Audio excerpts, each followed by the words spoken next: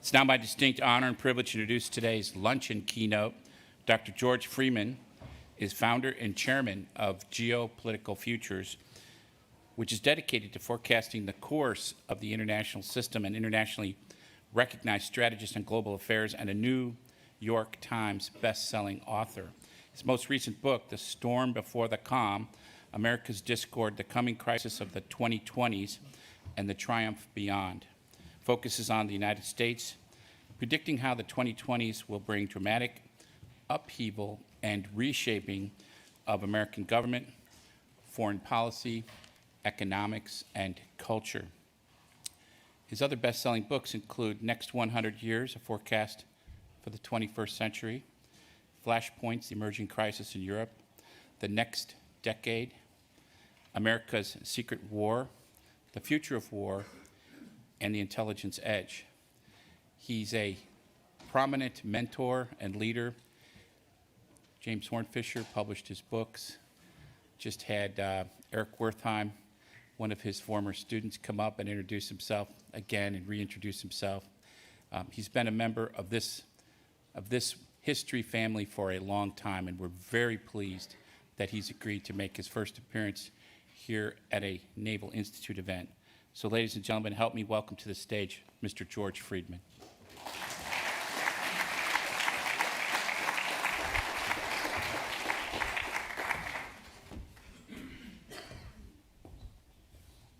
Hello. When I wrote one of my first books, The Future of War, I discovered the Naval Institute. I plagiarized everything I could. I will continue this tradition, claiming mine as yours. In dealing with geopolitics, the essential thing you must have is perspective. When I was young, the Soviet Union was about to overwhelm the United States. Now I hear China's about to overwhelm the United States.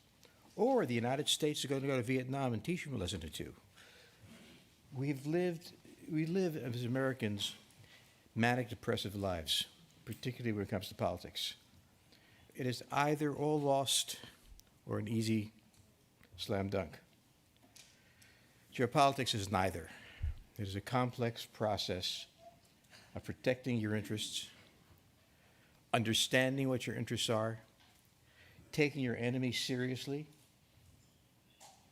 but not so seriously that you're paralyzed into voiding your own interests. So in that context, I'm going to speak about enemies, Russia and China. Not really enemies, but sort of enemies. Not nuclear enemies, not yet.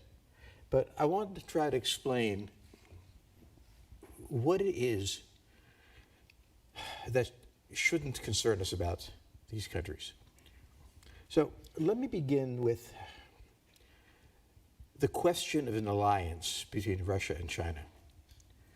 It has been brooded about that these two countries will get together, and as a result, we'll all be speaking Russian and Chinese in San Francisco.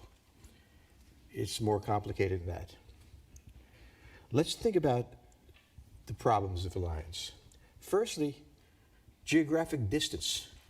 It's a long way from Russia's wars in Ukraine and China's battles in the Pacific.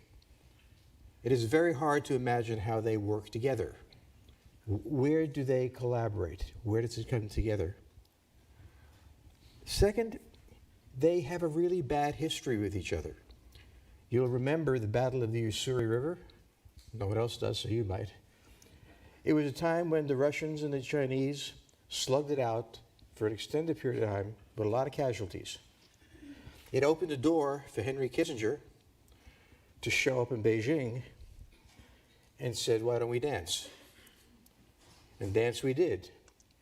And the alliance that opened up was not between Russia and China, communist countries, but temporarily with China and the United States.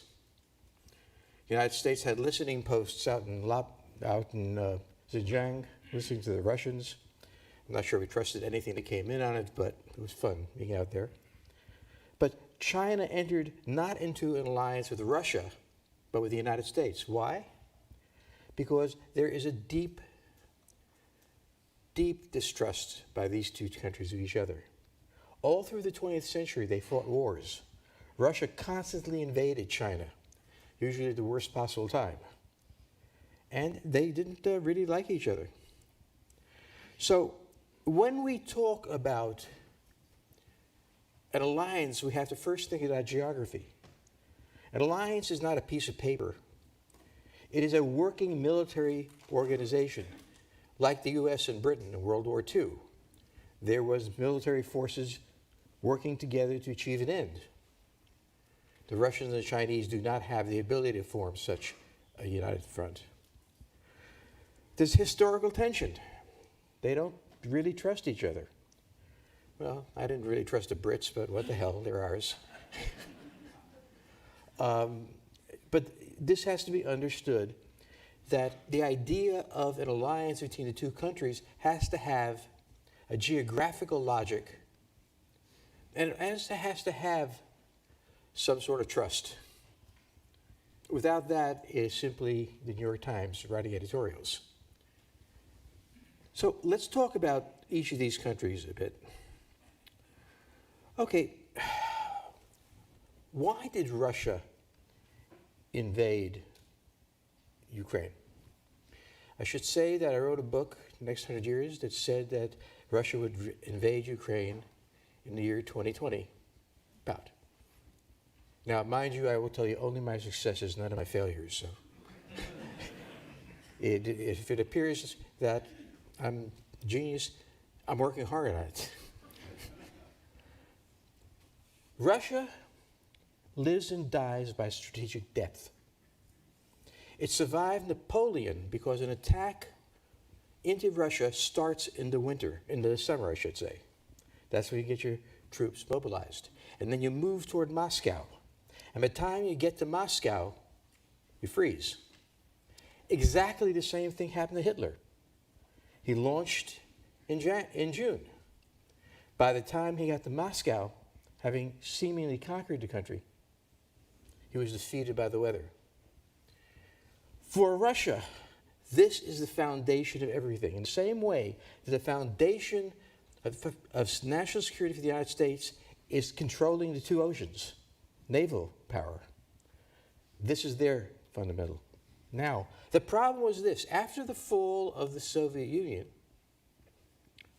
which they blamed on us, after the fall of the Soviet Union, Ukraine was independent. The distance between the northern border of Ukraine and Moscow was 260 miles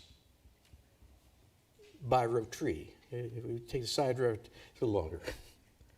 The point is that Russia faced, from the beginning of the fall of the Soviet Union, a catastrophic situation. Now, you and I know that the Americans can always be trusted, but the Russians have a somewhat different view. And it was desperate that they move the border west. Now, they couldn't do it fast. They didn't build a military fast enough.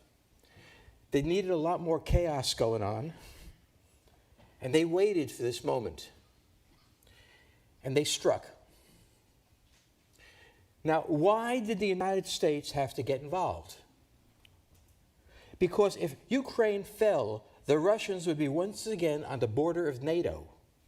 And those of us who spent some time at the Fulda Gap will remember that that wasn't a really heartwarming period of our lives.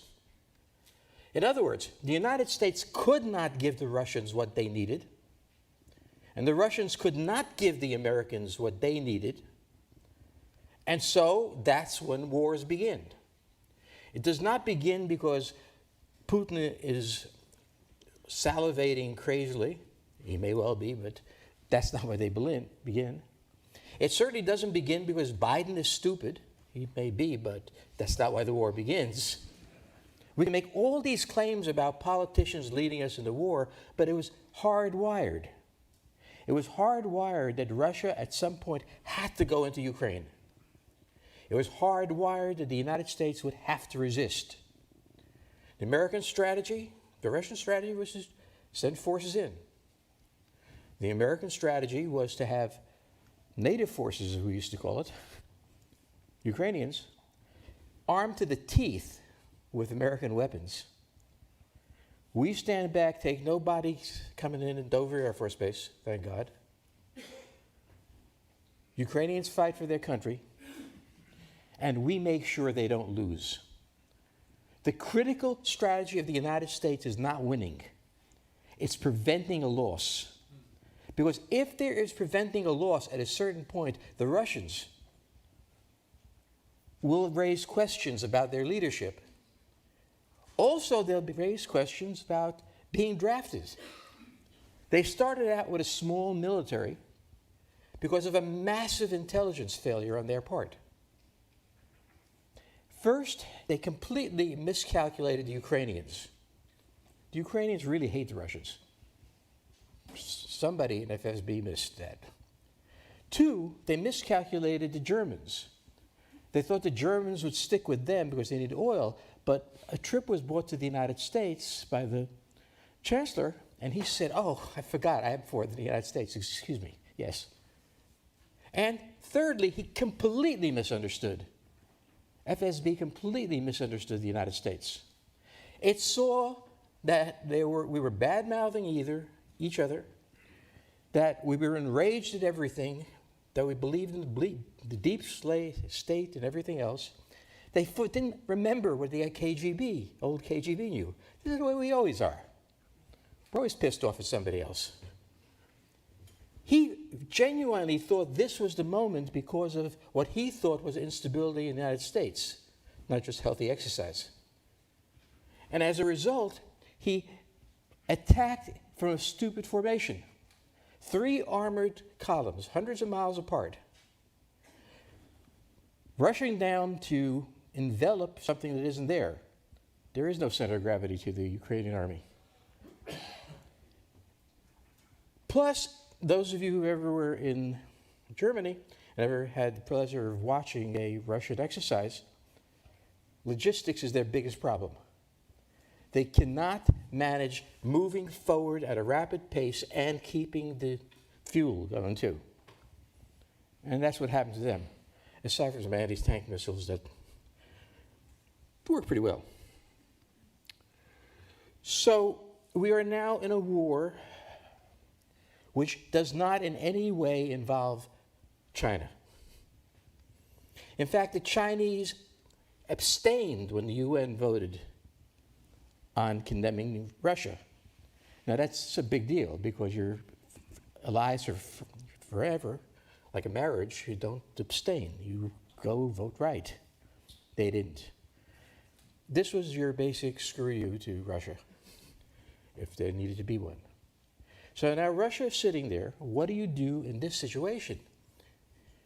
You declare that you're insane because ever you get into a bar fight, pretend to be insane. Okay? And he's been in bar fights, and he is. I'm going to nuke you. I'm going to use dirty nukes in you. I'm going to nuke your mother. I'm everybody that I can nuke.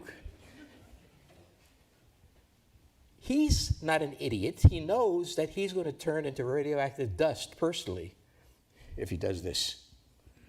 He knows that's not an option. Why does he do it?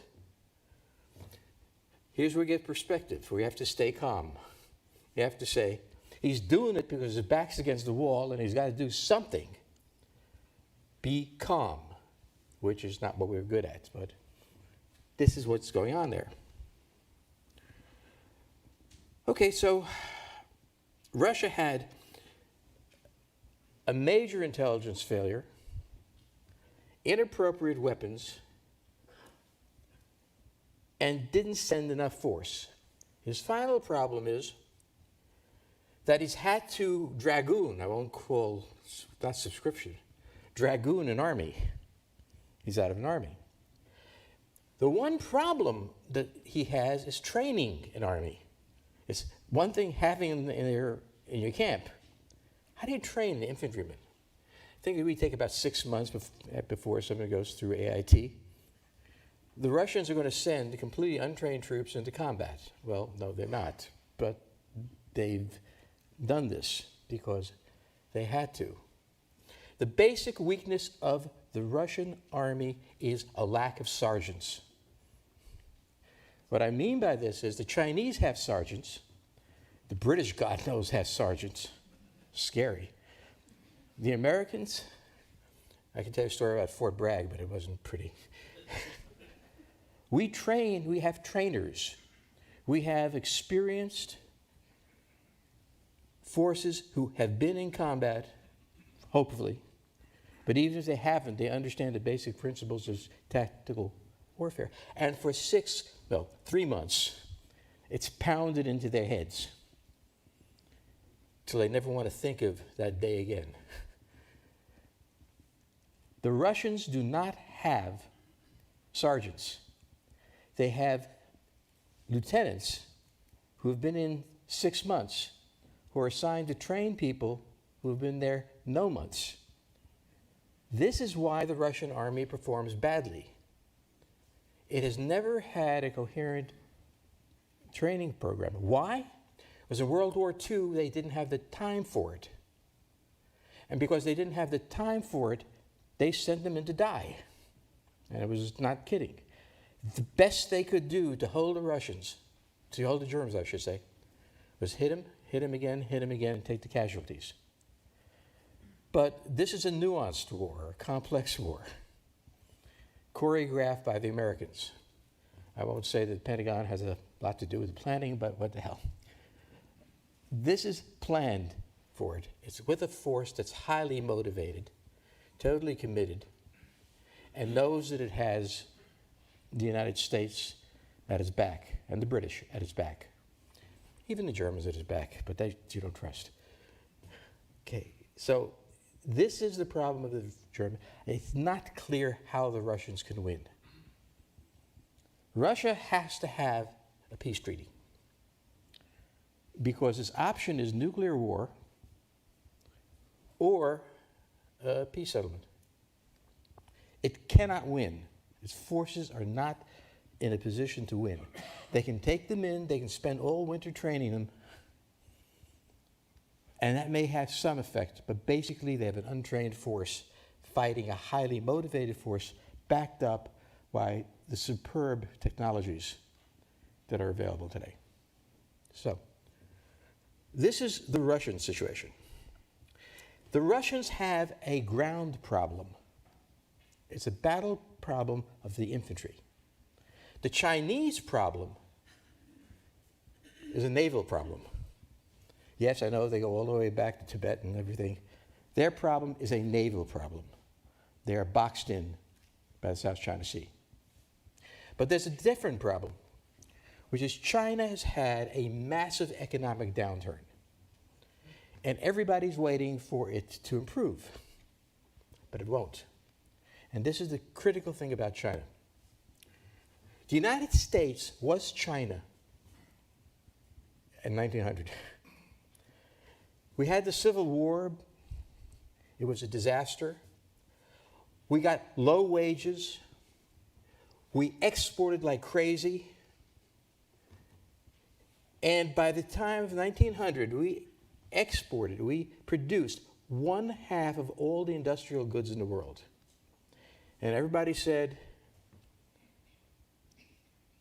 they're going to take over the world. To which the answer was, not yet. Because what happened was Europe had one of its wars. They came out of it unable to consume our products. They couldn't take the exports that they had before. The United States had a financial crisis that turned into the Great Depression in 1929. Japan was in a very similar situation. Hiroshima, Nagasaki had not done any good to its morale. It was a disaster. And what happened was the Korean War. The United States, during the Korean War, had to get hold of trucks, maybe 100, 200. Because sending back to Detroit would be ridiculous. So I went to a little company in Japan and says, can you build a tank? They said, oh, no problem, build tank. The name of the company was Toyota. And that was how Toyota began. And the next thing Toyota did was swamp the American market with inexpensive cars, undercutting the American market. And Japan soared with all these exports coming into hungry markets. And Japan looked like we were all going to be speaking Japanese, standing around holding hands and having quality corners and everything like that. Movies were made about how Japan was taking us over. And then what happened was that Japan ran out of customers. A lot of customers, like the Americans, said, cut it out. You're killing our auto industry. We're not buying anymore. Other countries pushed back in this way, that way. And what happened to Japan in 1991? It collapsed. Its economy collapsed. Now, the United States is crazy, but it holds together. The Japanese are crazy and never go apart. Now we get to China. China had one of the most extraordinary economic explosions in history, on the order of the American and the Japanese. So we've seen this before. And this is the basic problem of export-oriented economies. You can say, wow, they've taken over a country and everything else. No, what's going to happen is they run out of room to grow. Countries like the United States block their exports. They go down. So what Japan happened to Japan a couple of years ago, it went into nosedive. China went into a nosedive. It went into an economic nosedive that it can't recover from because its economy is based on powerful exports and Western investment in its businesses. And that's not going to happen again because the rest of the world is also in recession, or about to be, whatever Biden decides we are. We're in this economic problem. We cannot float the Chinese, and therefore the Chinese are in deep trouble. Their problem is domestic. Their problem is that there are vast parts of China that never experienced growth. If you go to Shanghai and you drive 30 miles west of the city, you see poverty like you've never seen before. The coastal region that trades with the rest of the world does fine. The rest of the country really doesn't.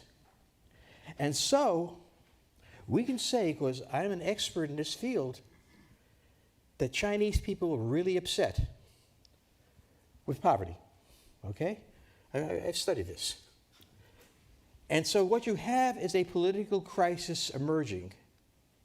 And in that political crisis emerging, the former president gets led out of the building by horse. Why? Because he was a successful president, not because he personally, it was just he got the right time. Xi can't admit that he's hosed, so he has to find somebody else.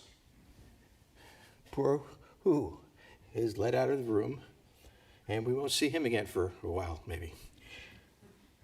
So what you have is China in tremendous trouble. Now the question comes up, will they invade Taiwan? What do they want with Taiwan? What problem will holding Taiwan solve? What does that do for you? It makes you feel good for a couple of days, but then everybody's out there. Plus, how do you invade Taiwan? Taiwan is an amphibious operation. And here I am at the Naval Institute, so I will not tell you how hard it is to conduct amphibious operations over a distance that takes you at least 9 hours to reach in mass force Taiwan.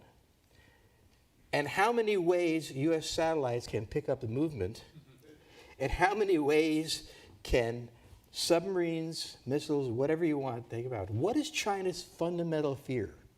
The one they never express. That we will mine their harbors. If the United States mines their harbors, China is an exporting power and importing power.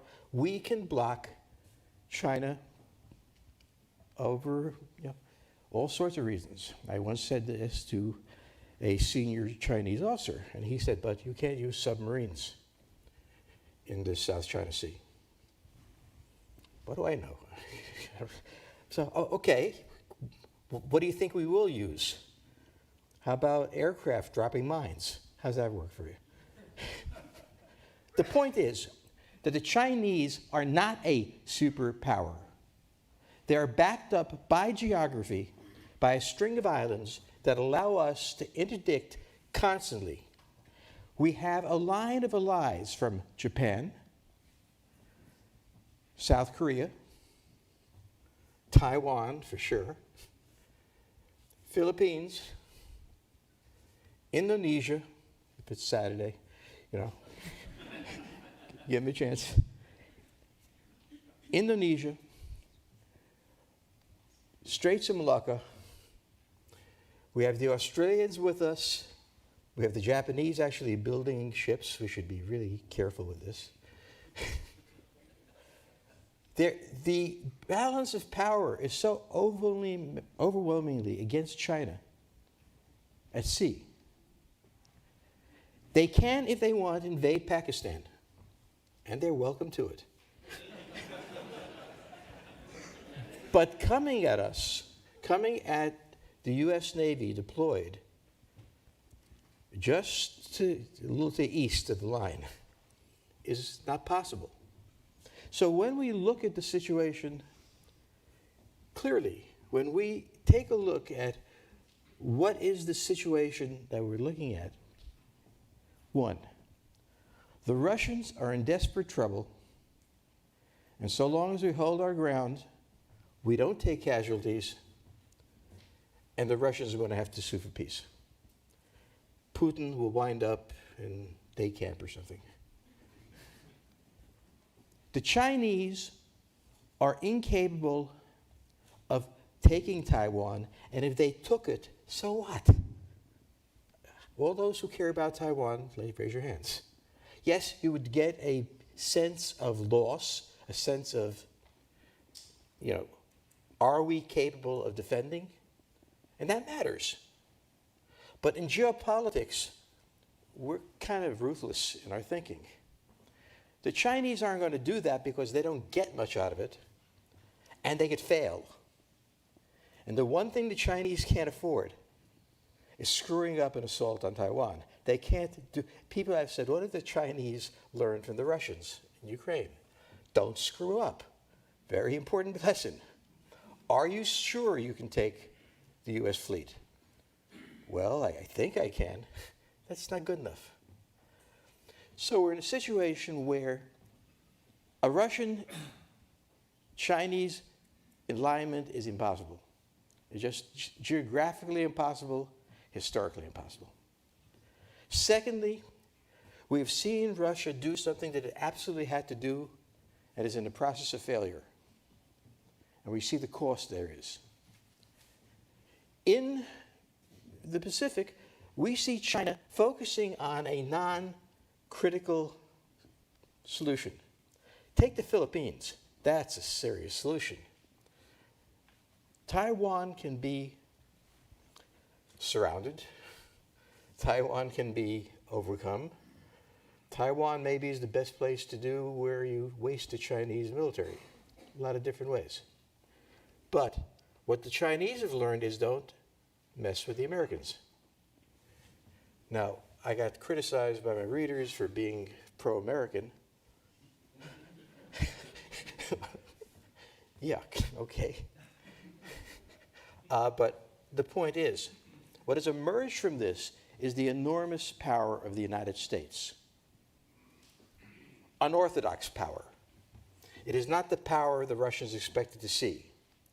It is not the Americans standing back and waiting to surge into Ukraine. It is building a structure that doesn't require it. In other words, we look pretty smart. Not that often, but here we go. In China, they keep saying they're going to have a nuclear war. Do they understand that they will be personally nuclear dust 30 minutes afterwards? Yes, they do, which is why they don't do it. As I said about Iran once, the best thing to have is a nuclear program. The worst thing to have is a nuclear weapon. This was about Israel. Okay? Israel can live with a nuclear program. Nuclear weapon, it's going to hit. And the same thing with what we're seeing here. So what is emerging from this, counter to what you will hear, I think, from most other people, is the tremendous power of the United States. A very idiosyncratic power, but one that decided the fate of Central Asia, of Ukraine, is deciding the fate of the Pacific, of China, and is doing so with extraordinary fewer casualties than any other activity. This is what we have to grasp, and this is why I started with a sense of perspective. We Americans constantly think our leaders are idiots. They may be, but we aren't all. The Republic consists of people who have a great deal of knowledge of what has to be done, and it gets done. So we won all our wars except Vietnam, when we did let the military run it. And we have done brilliantly here, and we do not recognize what has happened. What has happened is a massive change in the perspective of the world of the United States. I'm not even talking about the economic assault on Russia, the things we've done to China so they can't get chips. I'm not even talking about those things. It is that we do not have a sense of how successful we are at geopolitics. Partly because of our geography, partly because of our tactics, our technology, and so on. But far from a terrifying alliance of Russia and China suddenly emerging, each of them are struggling to find their balance against the United States. On the whole, I'm pleased with that outcome. It beats with having a bunch of grandchildren with having them preparing for a war. Let the other guy do it. Thank you.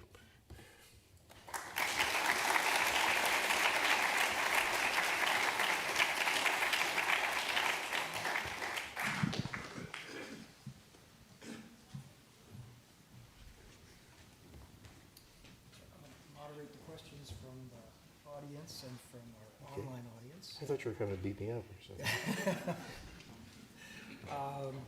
Well, Dr. Friedman, thank you for your remarks, and we look forward to the audience Q&A. Just as we did this morning, we have microphones down front in the auditorium. Please come down and state your name and ask a question. And for online audience, please submit your questions through the online portal. The first question I want to take from our online audience is regarding what China would gain from absorbing Taiwan. You touched on this a little bit. Would it be a huge advantage to secure Taiwan semiconductors and thus the source of computer chips that are so essential to so many civilian and military assets in the world today? Well, as we retreated, I would assume that one of the last things we did is blow the hell out of those accidents. Is a lot of assessments of Russia is that it's in decline. There are some people think that China's in decline already, and others that don't see that. They think that we in the West are in decline. And so I was just wondering, but when we look at what's going on inside those countries, they seem to have their own kinds of, particular kinds of resilience to collapsing internally, despite all the problems. And they assess that we had those problems and that we wouldn't be able to overcome it to deal with Ukraine and perhaps with China. So I'm just wondering if you could offer some comments about the mirror imaging that's involved, or just the lack of visibility or appreciation for different types of decline in resilience in democratic and autocratic states. So, since the founding of the United States, every 50 years, with Andrew Jackson and John Adams, Rutherford B. Hayes, Roosevelt, and so on, the United States goes through a decade of agony. which we entered into. But I will recall the 1970s, where I went into a bar in Boone, North Carolina. I was told, "Get out of here, you hippie degenerate punk." I didn't even know he knew all those words. So the anger that was there in the 70s, the counterculture, the fact that the 82nd Airborne was called into Detroit to put down the risings, the demonstrations at the Democratic Convention, where the police and the demonstrators fought for days. It was very easy to say, and people did say it, that the United States was unable to recover. When we go back to 1929 and we see Huey Long, we see the collapse of our economy, we see people in the streets starving. Reasonable people said, we're finished. And this is why I said sense of proportion. Know how each nation works. We Americans operate on a cycle where every 50 years we have a fundamental shift that has us go through a crisis that seems to be impossible to solve. And out of that, last crisis came Ronald Reagan and the microchip revolution that we're still seeing. And out of the crisis of 1929 came the automobile as the center of our economy. Before that, it was electricity suddenly coming and lighting up our cities so that the cities could function at night. Technology is there, but also a sense of limitation of our age. We go this far and no farther. And you really had to live through the 70s to see how weird and bad it could get. And so now we are in our crisis. And I do believe that one of the reasons that Putin chose this time to attack is that he saw this attack and he understood this was our moment. It was because Putin had no understanding of Russia, of the United States whatsoever. Nor do the Germans or the French or the Japanese. The Japanese are still trying to recover from that lack of understanding. The point is, we do this all the time.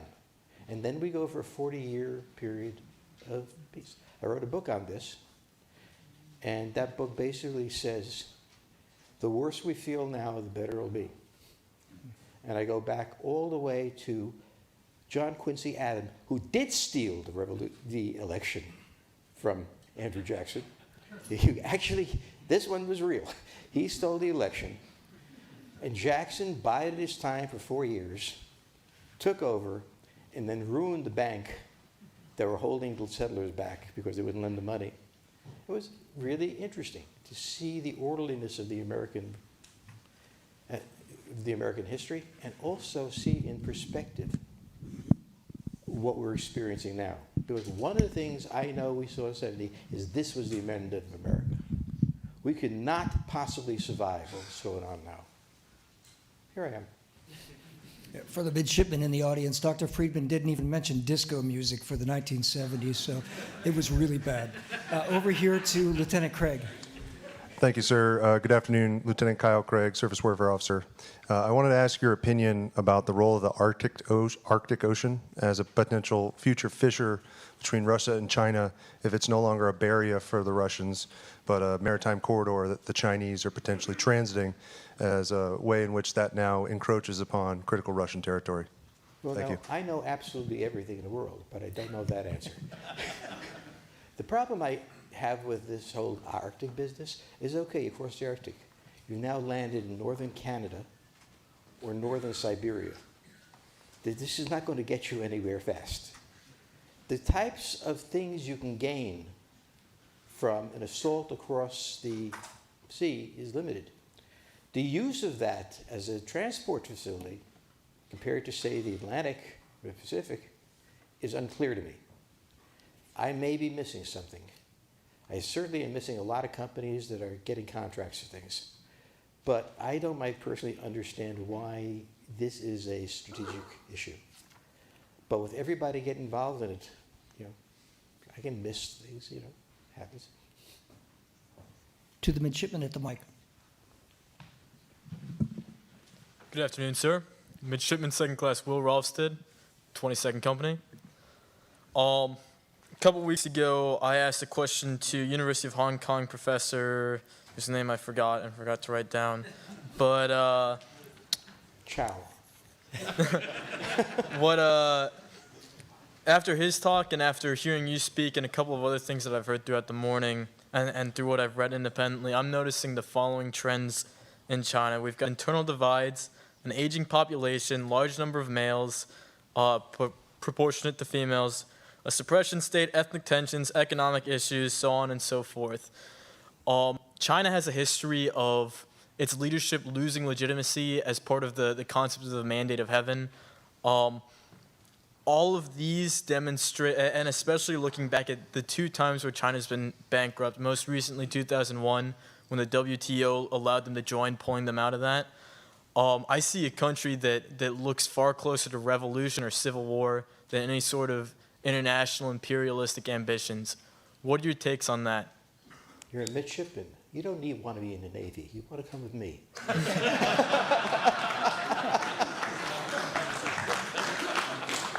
Yeah, that's exactly right. The number of stresses on China are enormous. And one of the things you see is that the government itself is unstable. We saw that before, around a month ago, when Xi and the Politburo said something, and two members of the Politburo left the meeting and wrote articles condemning it. In the United States, this would be no big thing. In China, it's huge. We see all sorts of evidence, aside from the fact that they took the former president out for a walk. We are seeing the outward signs of tension. Therefore, the perspective the U.S. has about China and the perspective the Chinese have of themselves are very different.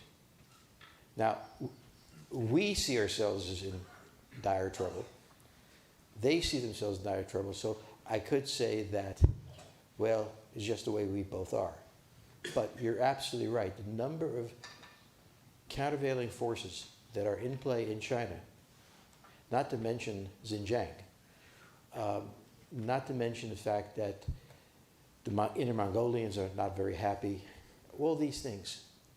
It really points, if not to a revolution, at least to an inability of China to take great risks.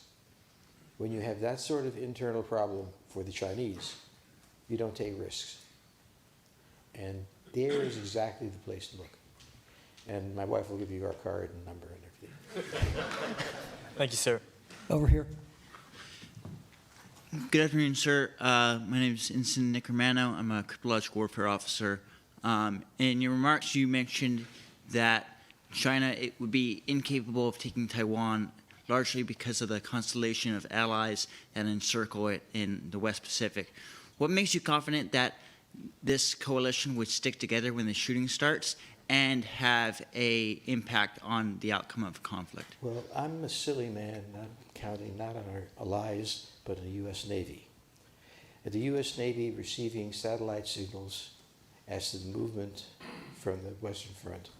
And remember, if you do an amphibious assault, you want to land all your forces at the same time so you can get a beachhead and not be picked apart, right? So you're going to see 6, 7, 8 amphibious craft leaving Chinese waters and heading toward the Taiwanese Sea altogether. This is called a target-rich environment. So get to work, get your sightings, pick out your weapons. That's what I'm counting on. I'm not counting on our allies doing anything but holding a very, very serious meeting. We will have that. But it will be the U.S. Navy who will undoubtedly have plenty of intelligence warning. You don't mount up an invasion fleet without being noticed. And they will be in a position at the right time to start attriting the enemy. You don't have to sink all of them, just attrit them. So The answer is we don't count on them. I'm counting on you. Enjoy it.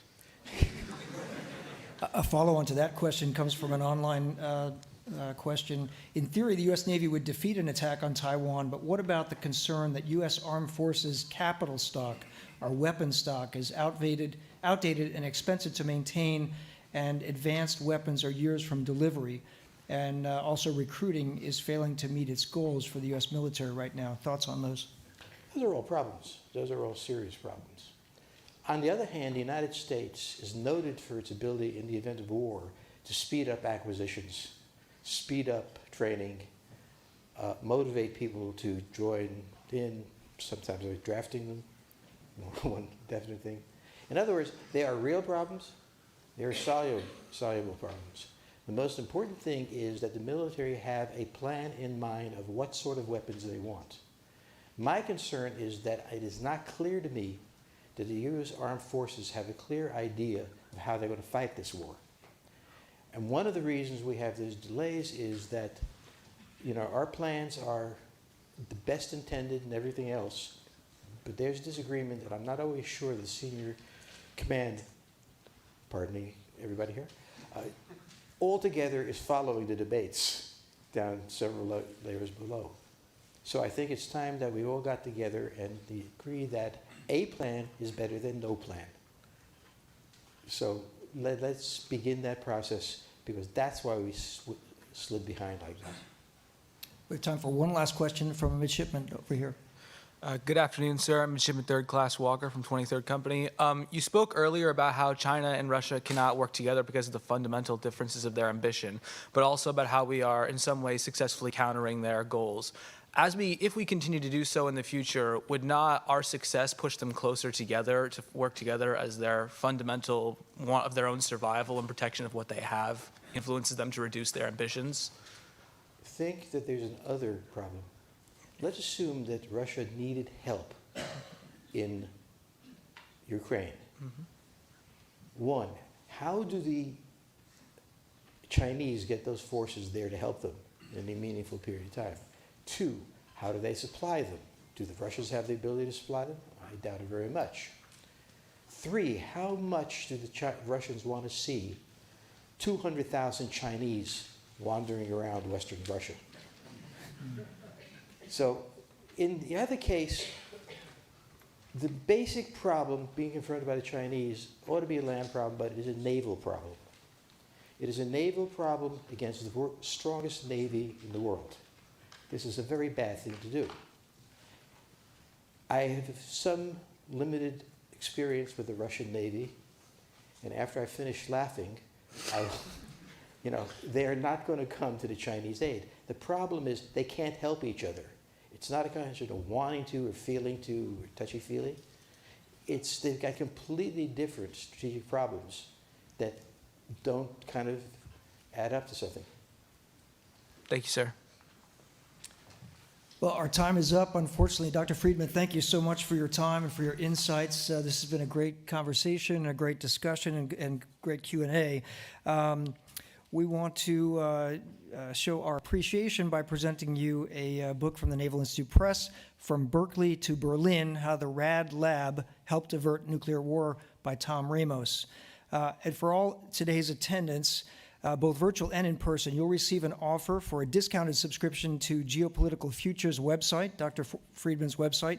And with that subscription, you'll also receive access to the Road to 2040 study, where you'll get a glimpse into the future and learn what the world will look like almost 2 decades from today. Watch your email post event after this event for this special offer.